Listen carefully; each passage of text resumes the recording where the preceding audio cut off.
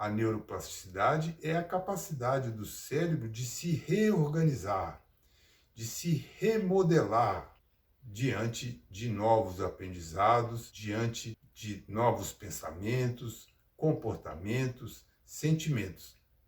Então, se nós temos hábitos formados em torno da tristeza, em torno da depressão, da síndrome do pânico, estes hábitos instaurados em nosso cérebro há anos, décadas, certamente oriundos da nossa infância, na medida em que nós começamos a treinar outros pensamentos, outros sentimentos e outros comportamentos, o cérebro vai estabelecendo novos hábitos mentais. O cérebro vai estabelecendo novas redes neurais.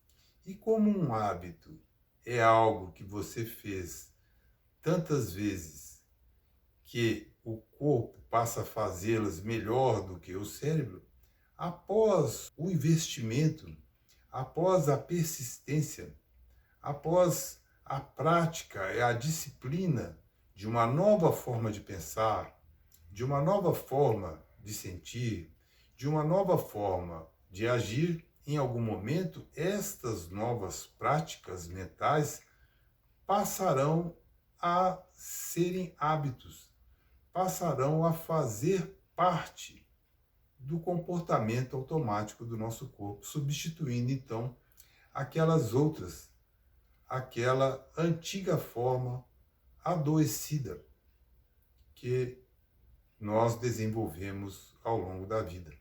Como vimos anteriormente, é praticamente impossível que você faça uma abordagem indo em busca dos eventos ou das causas da nossa depressão, das crises de ansiedade, de pânico. É preciso modificar o cérebro e modificar no presente. Então, como eu vou descobrir as crenças limitantes que tenho, os condicionamentos que tenho? Observando o que penso hoje.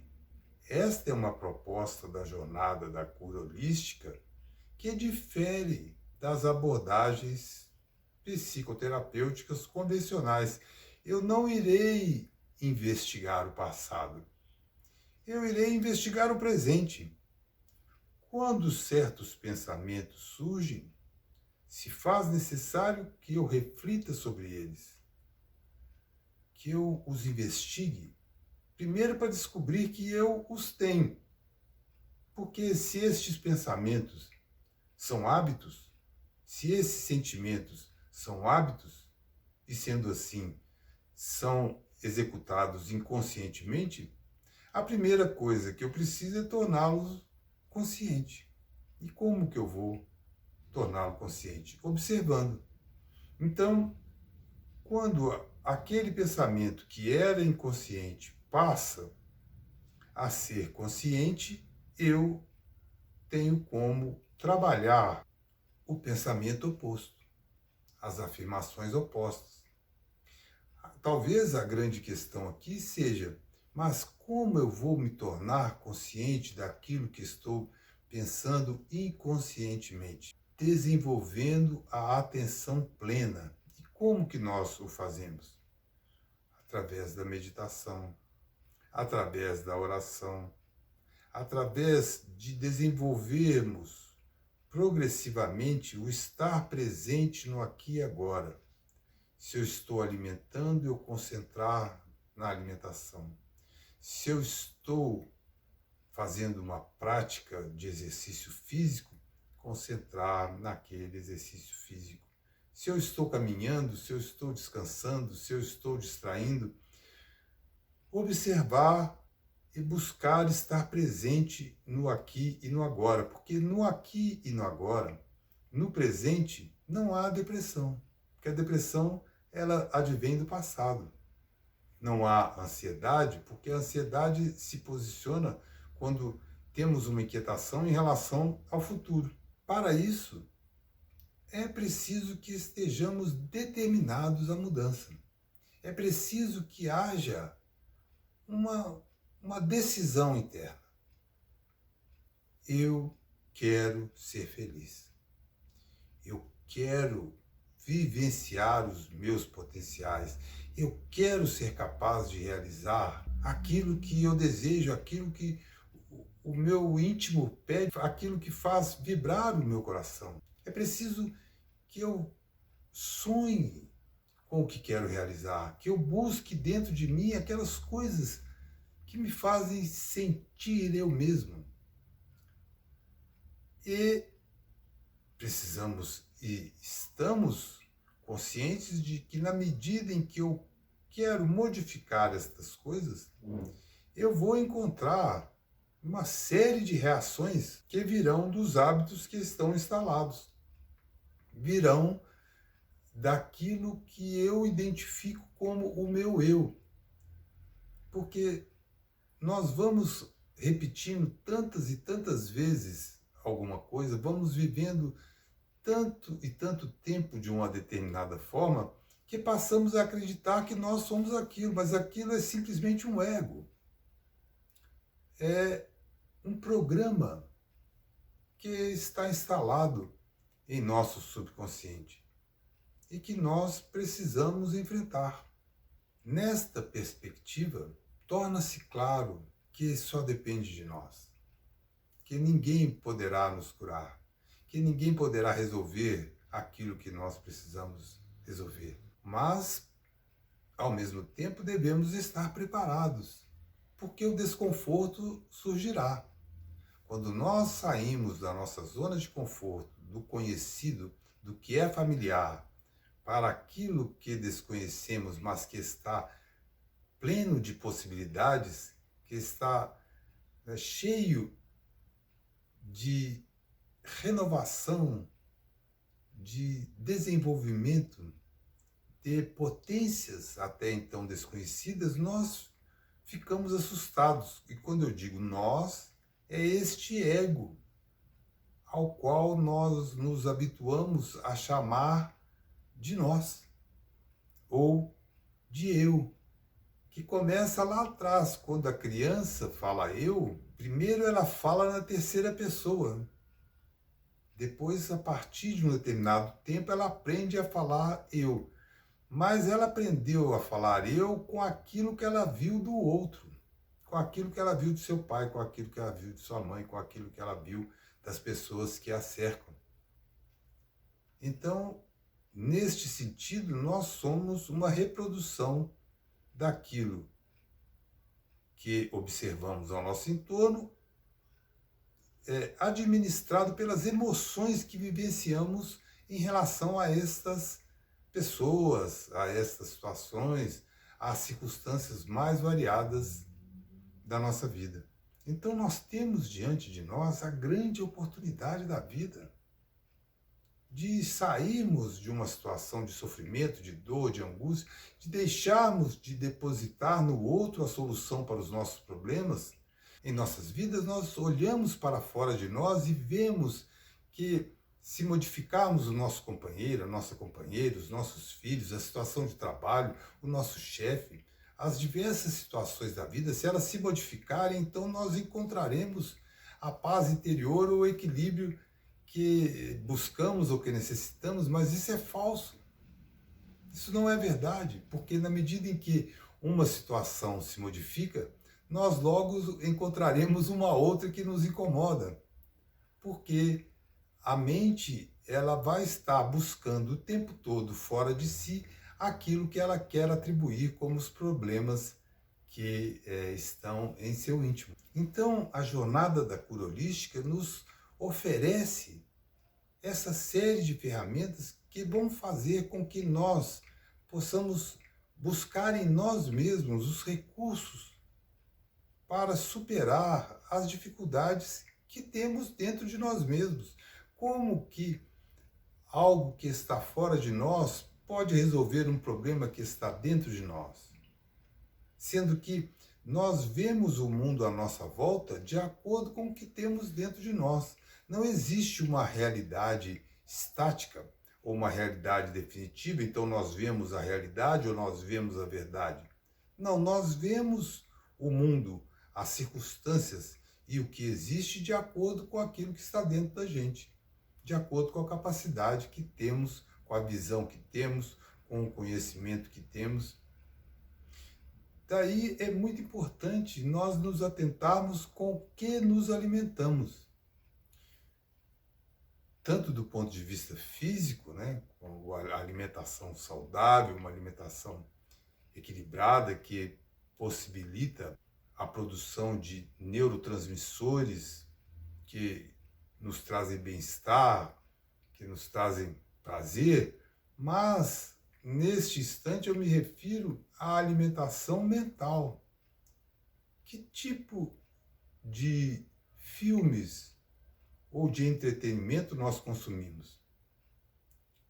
Nós detemos horas acompanhando as redes sociais, conflitos, situações difíceis que falam, né, da miséria do mundo, que falam de crimes, que falam de mortes, filmes que trazem recorrentemente o sentimento de medo, de pânico. Sempre algo está pronto para acontecer em muitos dos filmes que vemos, porque isso prende a atenção do espectador. E muitas vezes nós passamos horas e horas diante de um aparelho de televisão, maratonando séries que vão tratar de crimes, de coisas ruins que estão prestes a acontecer.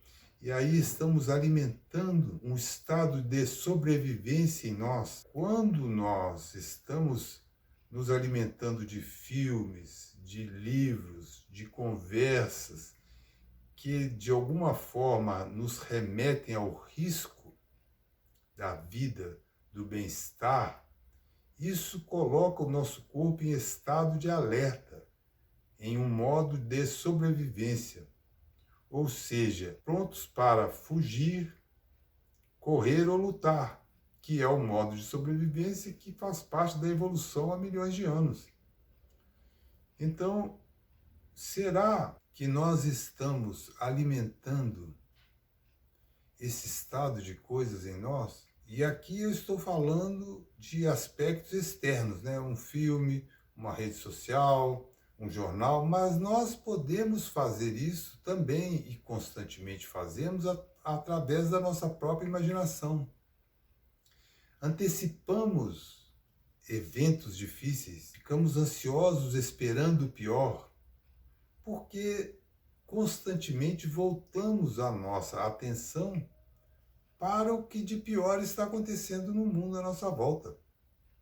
Então, se constantemente estamos vendo, vivenciando, sentindo emoções relacionadas às questões de sobrevivência da vida, quando nós estamos sós, quando nós refletimos ou quando nós imaginamos, tendemos a reproduzir estas imagens, pensamentos, sentimentos aos quais estamos habituados. Então, se faz necessário uma reformulação do nosso jeito de viver, da nossa forma de viver.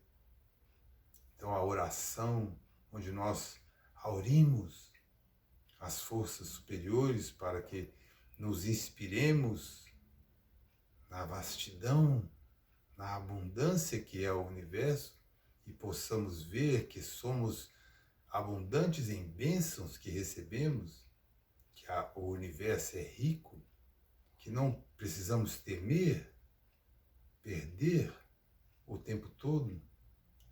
Quando vamos buscar na meditação esse distanciamento dos pensamentos, para que possamos observar que não somos estes pensamentos, a prática da atividade física com consciência, com um estado de presença, para que também possamos perceber que não somos aquele corpo, o trabalho voluntário, para que possamos fazer verter a partir de nós sentimentos de amor, de solidariedade, de comunhão, e ao ficarmos preenchidos destes sentimentos que damos aos outros, todo o nosso corpo reage produzindo oxitocina, neurotransmissores, hormônios que nos fazem nos sentir bem, que nos fazem nos sentirmos harmonizados, que curam o nosso corpo e a nossa mente.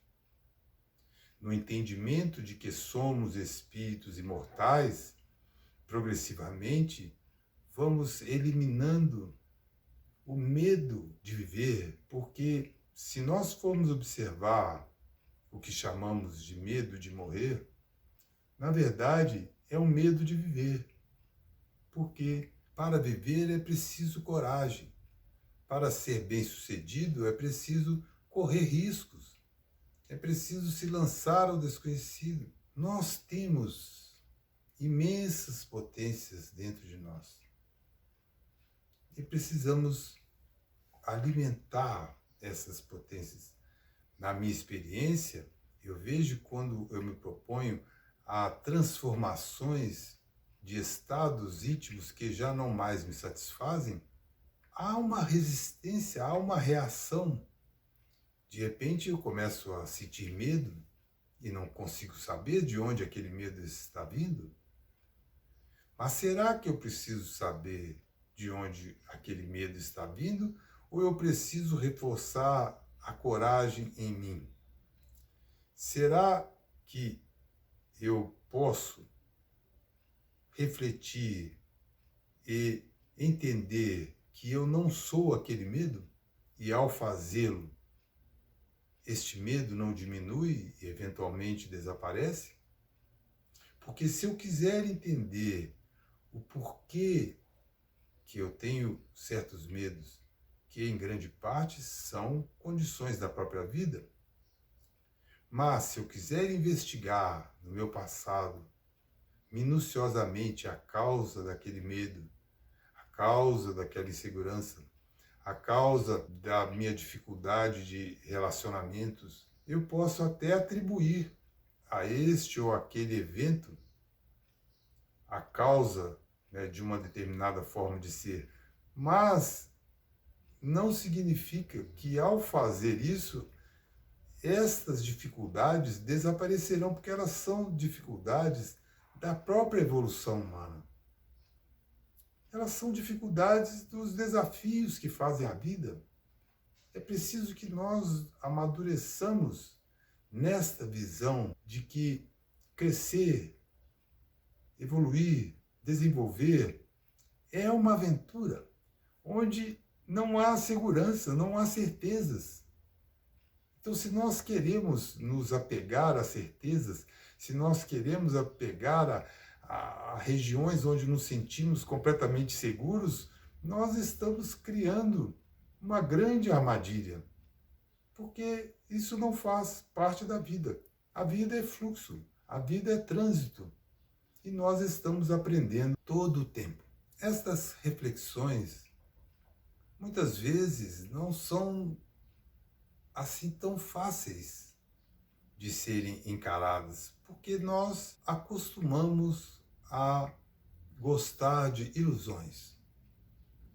Acostumamos a achar que as soluções podem ser como mágicas. Ora, as soluções para os nossos desafios, elas podem ser mágicas, se nós entendermos como mágicas as nossas capacidades imensas, os dons imensos que nós recebemos e que nós desenvolvemos. É preciso que nós consigamos imaginar, ver uma vida sem depressão, sem ansiedade desmedida, sem pânico, sem medo de viver. Que aprendamos a confiar em nós mesmos. E para isso que estamos propondo todas estas abordagens que a jornada da cura holística oferece e que eu pude comprovar todas elas na minha vida e na vida de muitas pessoas. Observe a situação ou a mentalidade das pessoas bem-sucedidas. Elas trabalham, cada um tem o seu método, mas elas trabalham a sua capacidade mental. Um bom exemplo disso são os atletas. Os atletas se dedicam, acordam cedo, treinam, imaginam as situações da competição, ensaiam mentalmente os seus sucessos, utilizam todos estes recursos que nós utilizamos na jornada da cura holística. Só que nós nos dedicamos aqui para a cura da depressão, da ansiedade e da síndrome do pânico. Nós nos dedicamos a suprir certas dificuldades que, por um motivo ou por outro, passaram a existir nas nossas vidas e que nós não queremos mais. É preciso que nós determinemos: eu não quero mais viver dessa forma, eu agora quero viver assim, assado, dessa forma, daquela outra. Eu quero ser bem-sucedido na minha vida profissional.